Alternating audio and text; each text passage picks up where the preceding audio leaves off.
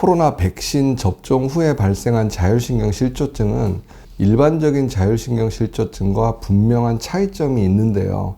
면역 시스템의 교란을 매개로 한 자율신경 시스템의 붕괴가 바로 가장 큰 차이점일 거라 생각합니다.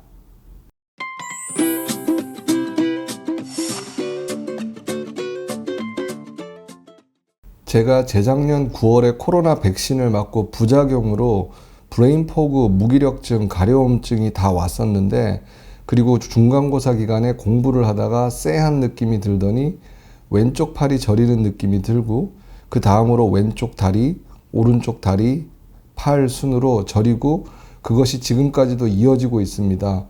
중간중간 손가락이나 팔다리가 따끔하기도 했고, 그렇게 저리는 느낌이 있다가 이제는 통증도 있고 저리는 느낌도 있기도 합니다. 다리가 무슨 얇은 막 같은 게 씌워진 저림, 통증이 있는데 이것 또한 섬유 근육통이라고 봐야 할까요? 이 질문은 오상신경외과 유튜브 채널의 댓글 중 하나입니다. 코로나 팬데믹과 함께 우리는 인류 역사상 처음 시도하는 RNA 백신 접종을 경험하게 되었습니다. 일부에서는 전 세계인이 마루타가 된 사건이라고 비하하기도 하는데, 무엇인가에 홀린 것 마냥 백신 접종을 강요당하면서 2년여의 시간이 흘렀습니다. 그 과정에 다수의 부작용이 있었는데, 단기간의 백신 부작용도 보건당국이 추정하는 것보다 몇 배는 많겠지만, 이 중장기적으로 부작용이 생긴 분들이 더 많을 수 있다고 생각했었는데, 그 생각이 점점 현실이 되고 있음을 진료를 보면서 몸소 느끼고 있습니다. 이 백신 부작용은 면역력이 약하거나 고혈압, 당뇨 또는 자가면역 질환 등의 만성 퇴행성 질환이 있었던 환자분들에게서 발생 빈도가 높게 관찰되는 것은 사실입니다. 하지만 정말 멀쩡하게 건강했던 사람이 백신 접종 후에 상상도 할 수 없는 끔찍한 부작용을 겪게 되는 경우도 드물지 않게 보게 됩니다.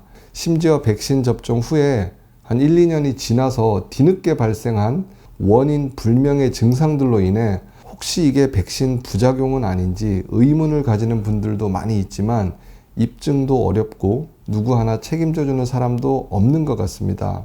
이전 영상에서도 소개를 드렸지만 FDA나 NIH 전문가들도 우려하는 백신의 장기적인 신경계 부작용을 저는 일선에서 몸소 느끼고 있다 보니 정말 제대로 언론에 이슈화되고 있지는 않지만 고통을 겪고 있는 환자분들의 스토리를 들어보면 눈물겨울 때가 많습니다.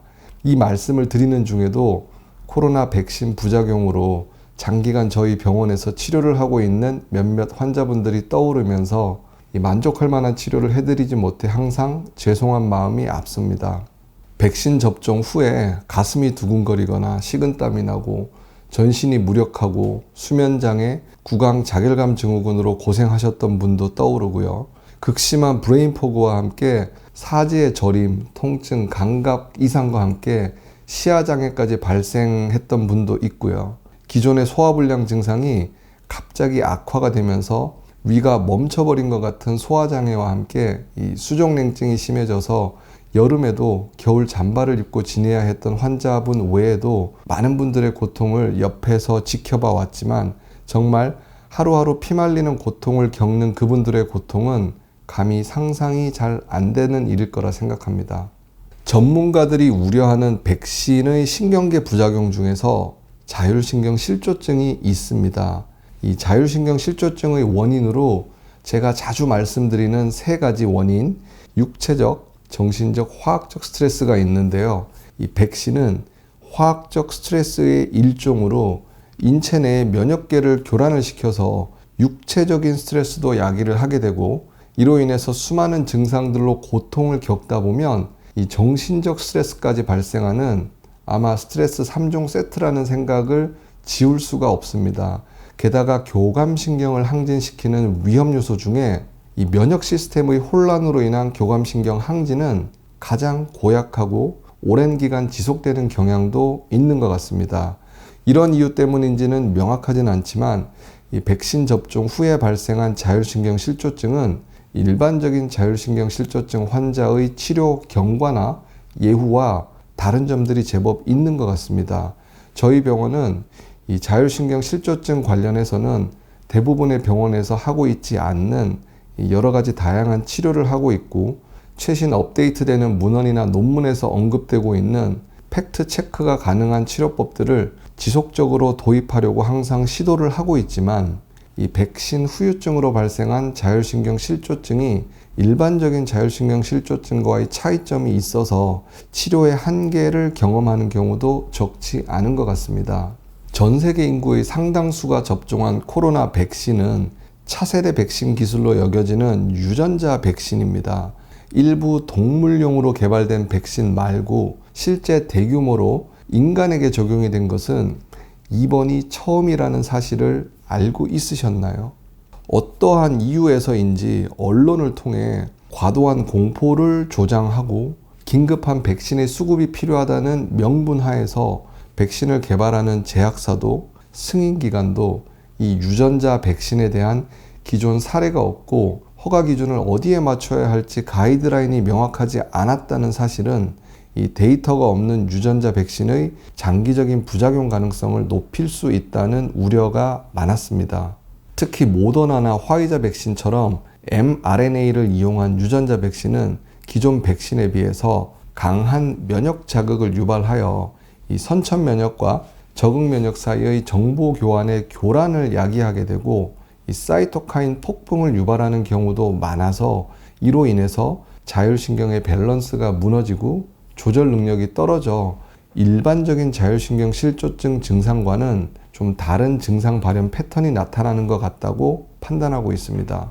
이 면역 시스템의 교란은 교감신경과 부교감신경 모두에게 엄청난 부담이 될 수 있는데, 이 자율신경은 인체의 다양한 기능 조절에서 가장 원초적이고 필수적인 기능인 외부의 침략자로부터 내 몸을 보호하는 면역 기능에 문제가 생기면 기타 신경계, 순환기, 소화기 및 비뇨 생식기의 자율적인 조절 능력은 신경도 쓰지 못하게 되는 경우가 많습니다.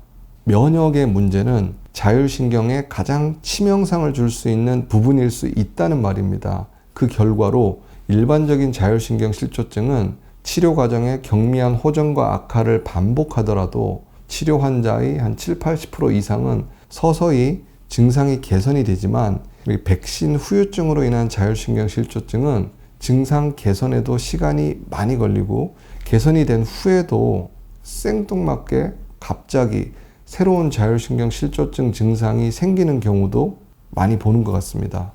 개인적으로는 이 mRNA는 구조가 매우 취약하여서 주위 환경에 따라 가지고 있던 정보가 흐트러지는 경우도 많고, 이런 경우에 자체적으로 복구할 능력도 없기 때문에 이 경험해보지 못한 mRNA 백신의 면역 교란이 상당 부분 이유일 수 있다고 생각합니다.